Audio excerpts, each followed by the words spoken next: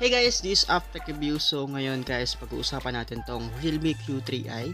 So ito yung CN version ng Realme 8 5G. Pero sa pagkakaalam ko, meron pa tong pinagmulan, which is Realme B13 5G. Sa price ng phone nito, umabot ng 8,000 to 9,000 pesos.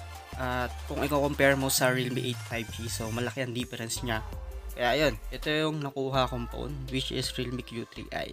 So guys, kung gusto nyo umorder ng ganitong phone, ibibigay ko yung link sa description box para maka-order din kayo. At kung i-compare natin sa Realme 8 5G na 4128, ang price nun ay 10,990. At ito nga pala ay 6GB of RAM and 128GB of storage. At ang specs nito guys ay ito. So tara guys, i-unbox na rin natin at i-review itong phone na to. Let's go!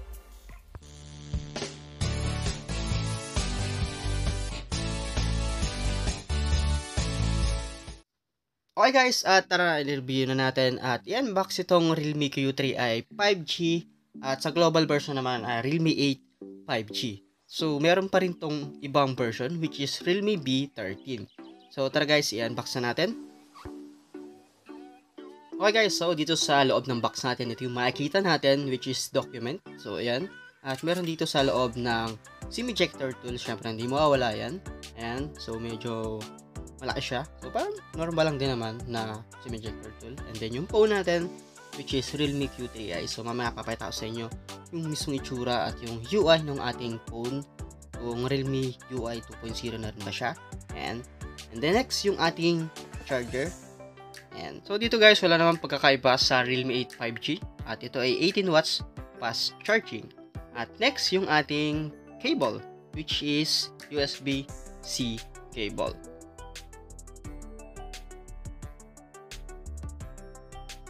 Then ang kasunod guys, yung ating manual at yung ating warranty card. So meron din kasama. Yun nga lang, hindi ko mababasa yung ating manual kasi ibang kanyang language. At next yung ating TPU case or yung gel case natin. Hindi mawawala to para safe yung ating phone at hindi magaskasan.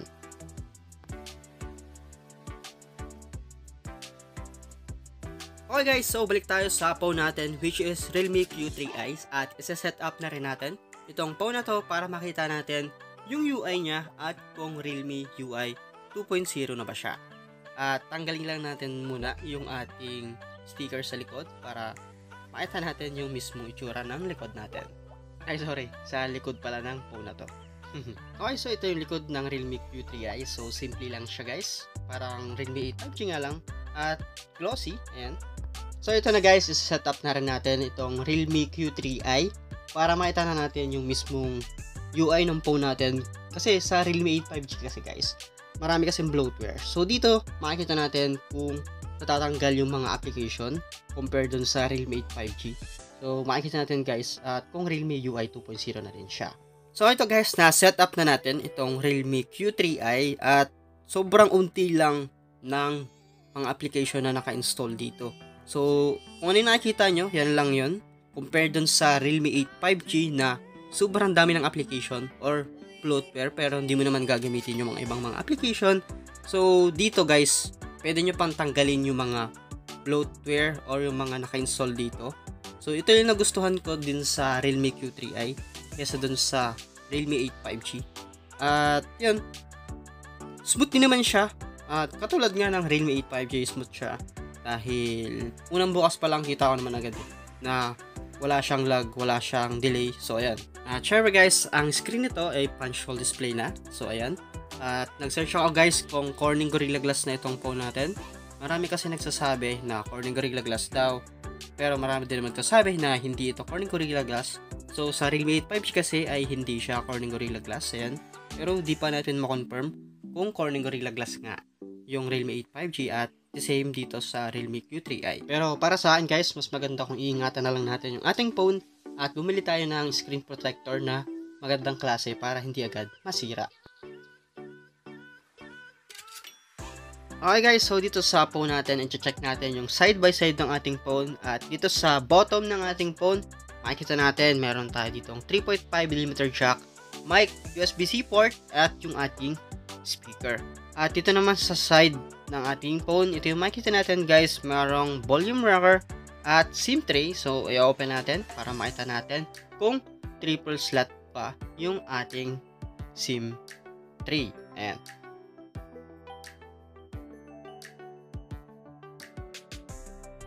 Okay guys, so triple slot naman siya, which is 2 SIM at isang dedicated na micro SD memory card.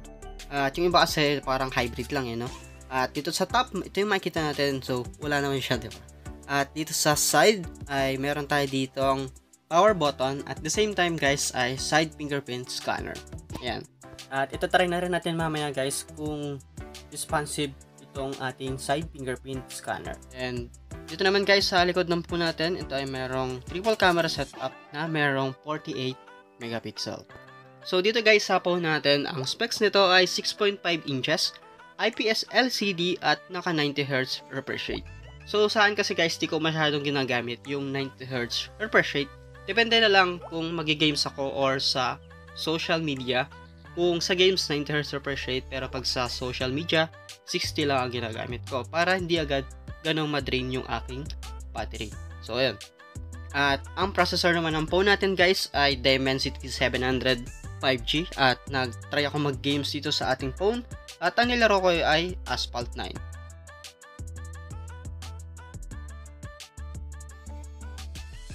Okay guys, so dito sa Asphalt 9 na nilaro natin, so far wala naman ako nakikita ng lag or delay dito and stable naman yung internet natin kaya wala talagang lag. At dito sa Nitro, inaabangan ko talaga to kasi minsan doon nagkakameron ng frame drop, delay, so ayun. And guys, naka high quality ang settings natin dito sa graphics at meron pa tong ibubuga kasi hindi pa ganun ka-optimize yung Dimensity 700. At abangan nyo yung game test natin dito sa Realme Q3i. At sa storage guys ng phone natin, ito ay naka 4 at 6GB of RAM and 128GB of storage at expandable micro SD card. So yun nga guys, parehas lang naman to sa Realme 8 5G na merong virtual memory.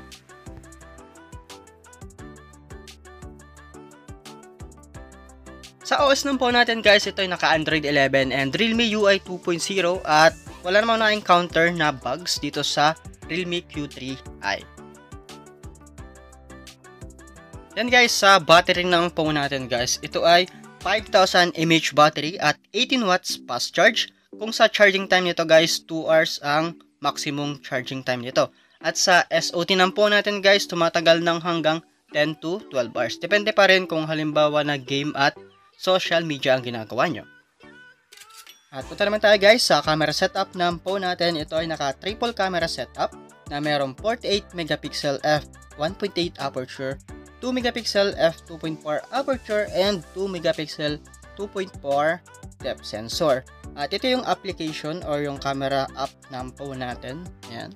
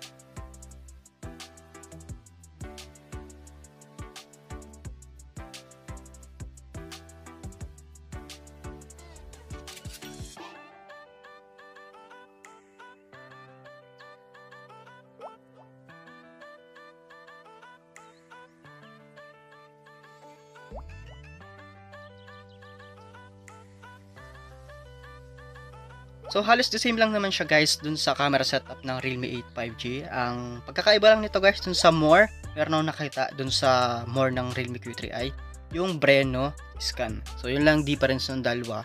So dito naman tayo sa ating front camera. Ito ay naka 16 megapixel f2.1 aperture. At ito yung mga sample shots natin dito sa Realme Q3i.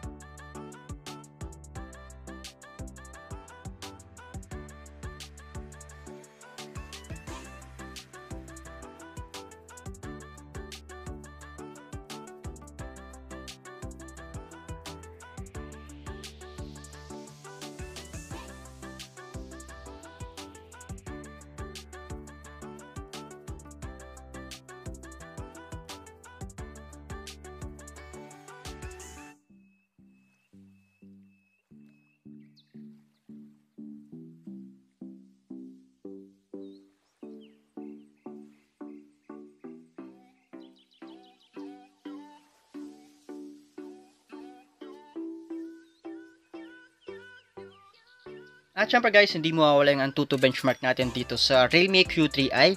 At yun, nagtest na tayo dito ng Antutu benchmark. Sana umabot ng hanggang 300k pataas yung score ng Antutu benchmark dito sa Realme Q3i.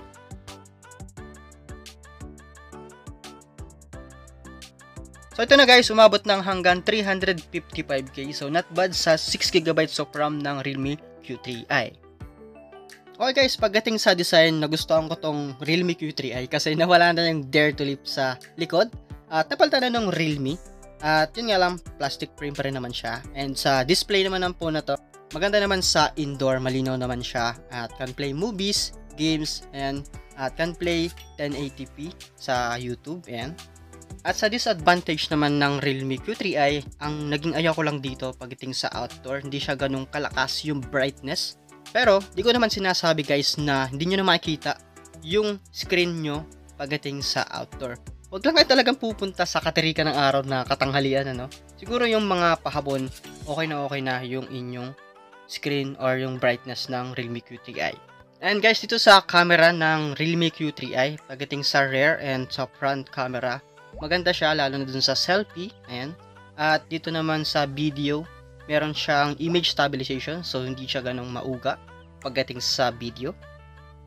So guys, ang naging ayaw ko lang dito sa Realme Q3i or disadvantage ito, wala siyang ultra wide camera lens. So yan lang yung naging ayaw ko dito sa camera. Then guys, sa performance ng phone natin, maibubugo pa itong Dimensity 700 at kaya naman niya yung mga ultra high settings lalo na sa Asphalt 9. So abangan nyo yung game test natin dito sa Realme Q3i. Then guys, sa mga magtatanong kung saan nakakabili nito, ibibigay ko yung link sa description box at ang naging price range nito ay 9 to 10k. Ayan. So 6GB of RAM ito and 1 to 8GB of storage. At mas maganda guys kung meron kayong coupon code or voucher code para mas makalis pa kayo.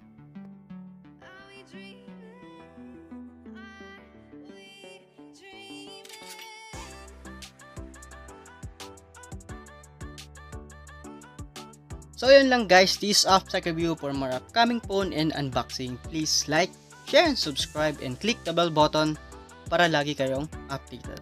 Peace, bye!